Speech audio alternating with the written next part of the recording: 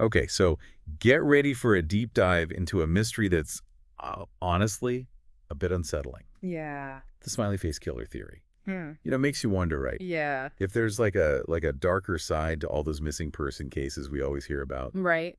The source today is an article from the lineup, and it's called The Smiley Face Killer. If he exists, he's one of the world's most prolific murderers. Wow. So this theory, you might be surprised, it's been around for decades. Yeah, I remember hearing about this back when I was like in college. Oh, really? Yeah. And it's still sparking debates. I can see why. I mean, it really makes you question what we think we know. So tell me, where'd this creepy smiley face killer name even come from? Well, the theory started back in 1997 with these two NYPD detectives, Kevin Gannon and Anthony Duarte. Okay. They were looking into the disappearance of Patrick McNeil, 21-year-old, who vanished after a night out in Manhattan.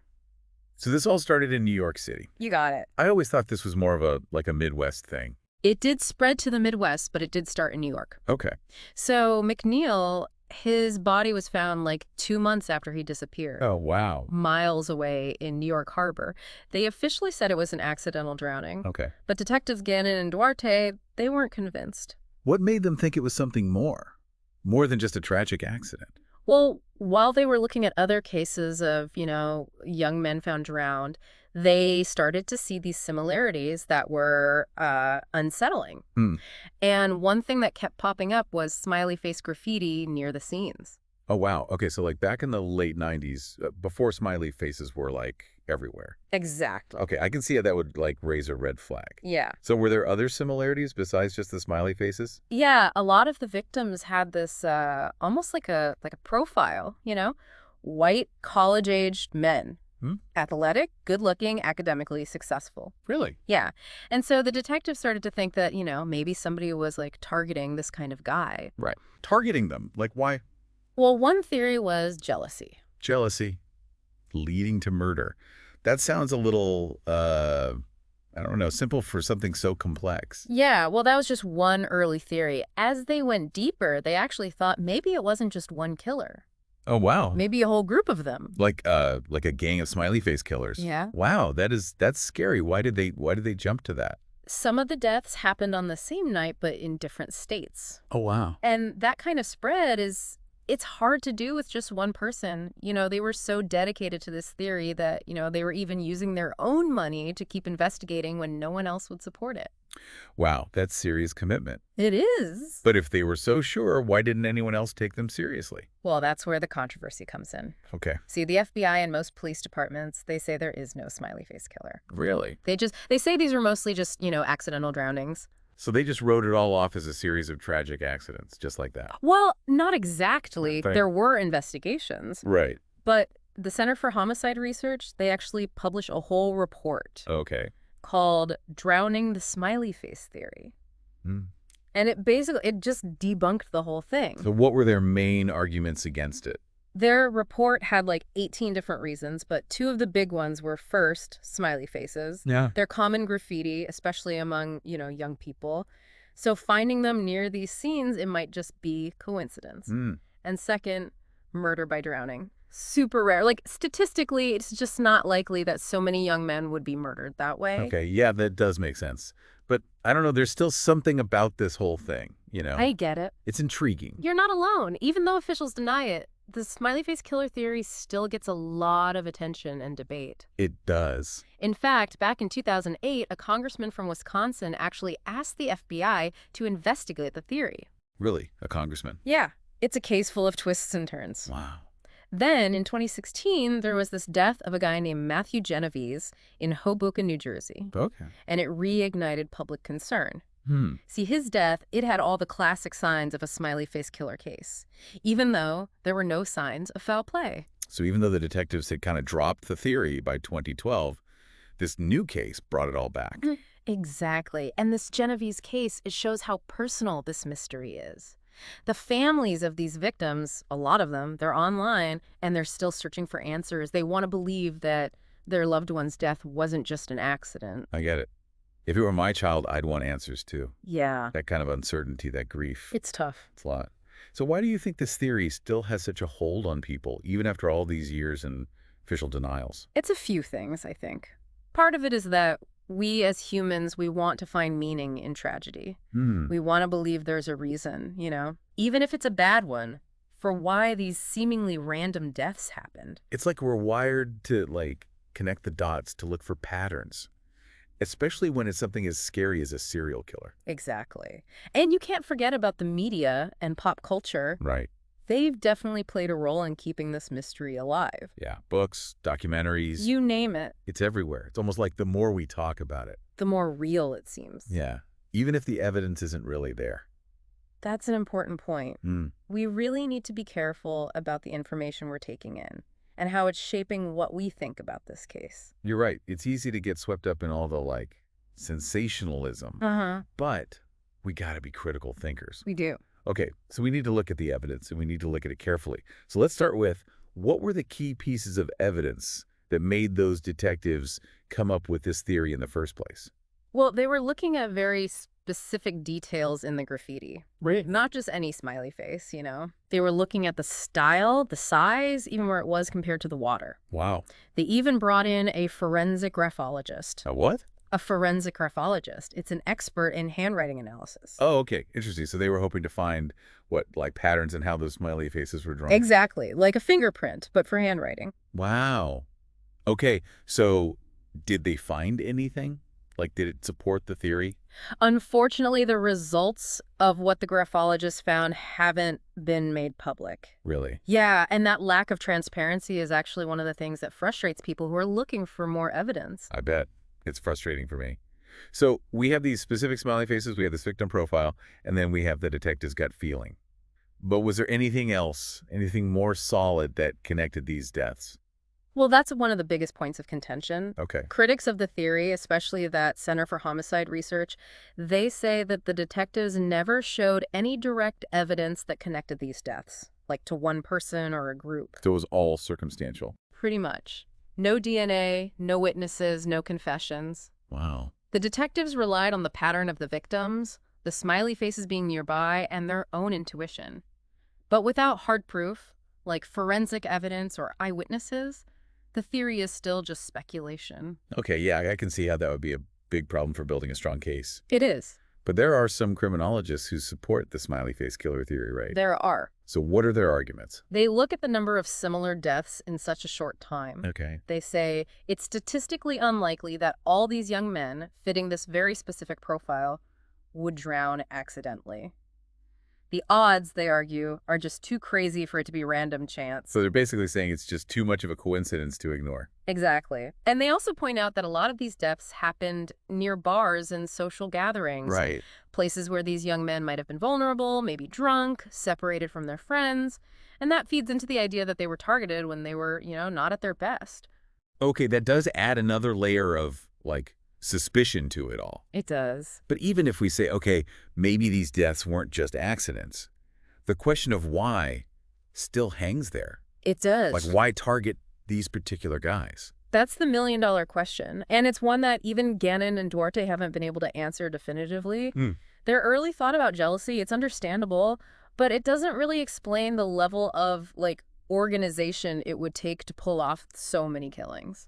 Yeah. Especially across multiple states. Especially if we're talking about a gang. Right. That level of, sophistication and secrecy, it's hard to imagine. It is. And there's been zero evidence to support any kind of criminal group that would have the resources or the motive to do something this complex. So the motive, if there even is one, remains a total mystery. It does. We're stuck, we've got these weird similarities, but no real proof of a crime and no clear motives. Right. It's like we're trying to do a puzzle with half the pieces missing. That's a great way to put it. It's this constant back and forth between wanting a simple explanation and the reality that we just don't have all the answers. And when we don't have those answers, that's when speculation and conspiracy theories start to pop up. And the internet.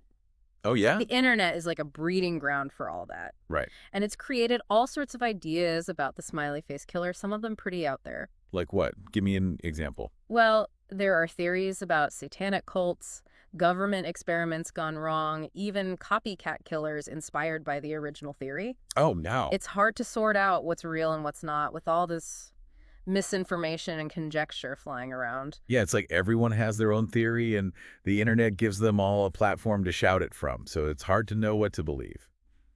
But this brings us back to the beginning. Hmm. Why are we so drawn to these unsolved mysteries? And why is this smiley face killer theory, why does it grab people's attention so much? That's a great question, and it deserves its own deep dive. Okay, Let's look at that after a quick break. so we talked about the smiley face killer theory, a pattern of deaths, the smiley faces, those dedicated detectives who everyone doubted. Yeah. But I'm curious about us. Why are we so fascinated by these unsolved mysteries? What is it about not knowing that pulls us in? Yeah, that's a question that's been around forever. I think it really comes down to wanting to make sense of everything around us. Mm. We look for patterns, for explanations. Mm. When something seems as random as these deaths, our brains, they just try to connect the dots. So it's like we're trying to cope with how random life can be. Yeah. We come up with a story, even if it's a dark one, to make things feel less chaotic, less out of control. Exactly. And the smiley face killer theory, it's a good story. It's like a whodunit, right? Mysterious bad guy, innocent victims, and all these clues. It plays on our fears and it makes us want to solve the puzzle. Like a real-life detective novel, but we can't put it down. Exactly. There's this feeling of like satisfaction when you solve a puzzle. And this theory, it's a tough puzzle. But it's not just about that intellectual thrill. There's something else, something deeper, something emotional. Are you talking about like the fear that there might be this person out there hurting these guys? Yeah, that's part of it. The smiley face killer, whether it's real or not, it represents those fears we have about being vulnerable, Yeah. about dying. It reminds us that even when things seem safe, danger could be right there. And for the families of the victims, it's not just a story. This fear, it's real. Right, they've lost someone, often with no explanation. And this theory might be an answer. Yeah, a way to make sense of your grief. It gives them someone to blame. Maybe even a little hope that their loved one's death wasn't just some random thing. Exactly. It turns their grief into something they can act on. They can search for answers, for someone to be held accountable. Yeah, and they're not alone. Like we talked about before, there are all these people online who are also looking into this. That's right. These online communities, they become part of that search for the truth. They put their heads together, they look at evidence, they share theories. It's a real community. It is. And they support those families who feel like they're not being heard by the police or the public. Yeah. It's amazing how the internet has changed things. It has. It's given everyone a voice, a way to participate in investigations. Like back in the day, that was just for the police. Right. But now, anyone can get involved. It's powerful, but it also means we need to be careful. We do. With so much information out there, how do we know what's real? Well, first, we need to know our own biases. What do we already think about this case? Are we ready to believe in the smiley face killer, or are we doubtful? Once we know where we stand, we can start to look at the information more critically. Okay, so we need to be aware of what we're bringing to the table, our own opinions. Yeah. What else can we do to be more careful? Well, don't just read the headlines. Right. Go deeper. If they mention a study or a report, read the whole thing yourself. Look for inconsistencies. Consider other explanations. Don't be afraid to question what you're being told. Exactly. Being a little skeptical is important, especially now with so much information out there. And with something as complex as the smiley face killer, critical thinking is super important. You're right. We've been talking a lot about the theories and all that. But what about the people affected? Right. We can't forget about them. The victims and their families, they're still searching for answers. It's a vital part of this whole thing. It's easy to get caught up in the debate, but we can't forget that for each of these cases, there's a family that's hurting. These aren't just statistics or data points on a map. No. They're real people with names and faces and stories. And their stories need to be told. Absolutely. Let's shift gears and really focus on the human side of this mystery. You know, it's easy to get lost in all the theories Right. and the debates about the smiley face killer, Yeah. but we can't forget the real people. No, absolutely not. The ones who've lived through this. Yeah. For those families, the ones who lost those young men. Right. It's not just some theory No, it's their lives. or a true crime story. You're real. It's a tragedy. Absolutely. I can't even imagine that pain. It's unimaginable. That not knowing Yeah. the official story, accidental drowning. Right. It might be enough for some people, Maybe. but for others, It leaves questions. it leaves doubt. Yeah, you're always wondering. Like there's more to it. Exactly. And that's where this theory, the smiley face killer theory. Mm. Even though we don't have solid evidence, Right. it gives a different kind of closure. It does. It's disturbing, but it's closure. Yeah, it suggests that it wasn't random. That their loved one wasn't just a victim of circumstance. That there was something more sinister at play. It's a scary thought. It is.